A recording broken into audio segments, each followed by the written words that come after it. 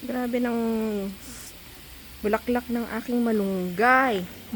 Bulaklak pa lang, ulam na. Grabe eh. Ito ang kasarapan, no, yung ganitong ano, bunga. Para siyang mas masarap pa sa ano, sitaw. Daming bulaklak. Lagay sa buridibud.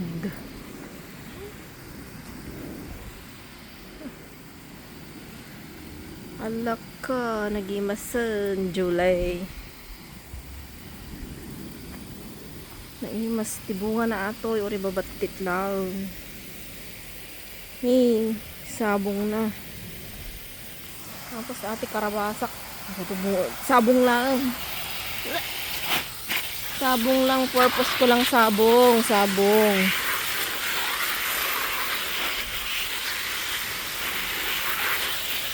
Ayan, maraming bulaklak. Dilig-dilig tayo ng ating halaman. Lagyan ko ng screen dahil sobrang init. Kawawa yung aking mga halaman.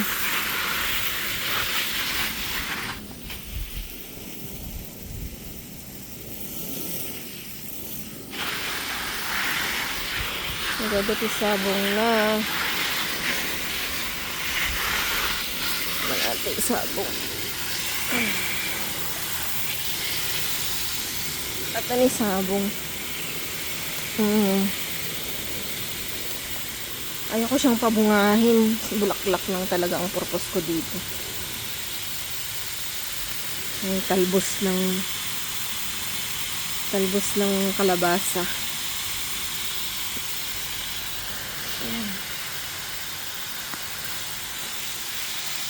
Be healthy.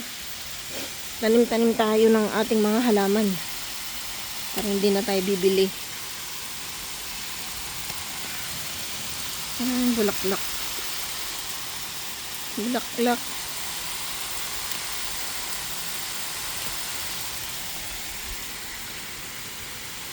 Harvest tayo ng bulaklak.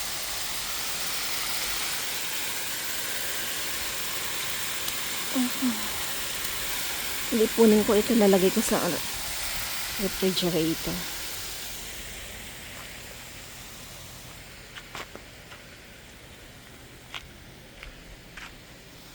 Ay, bulaklak ng malunggay.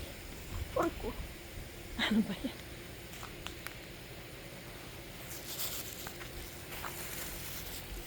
Masarap siya. Ayan, bagong sibol. Yan, ito yung masarap.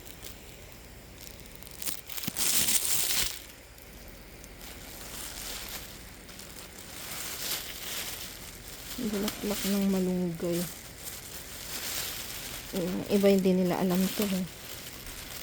Pero sa aming mga Ilocano, masarap ito. Buridibud. Ang kasarapan naman ng ito. Malunggay. Ganito pa lang.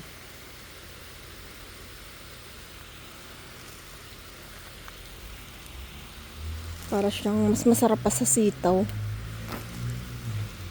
Nakanakain naman ng lalagay natin sa gulay ito. Sibol, bagong sibol na.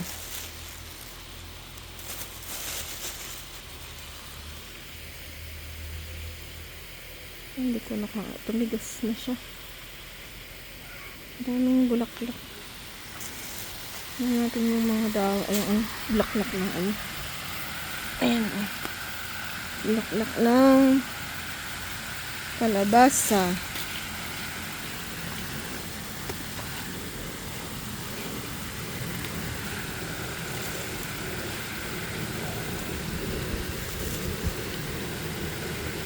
Problema ko tong aking lemon.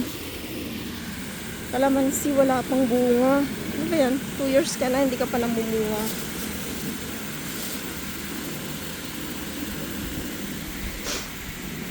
Ang dami mo namang vitamin na kinukuha. Bakit kaya?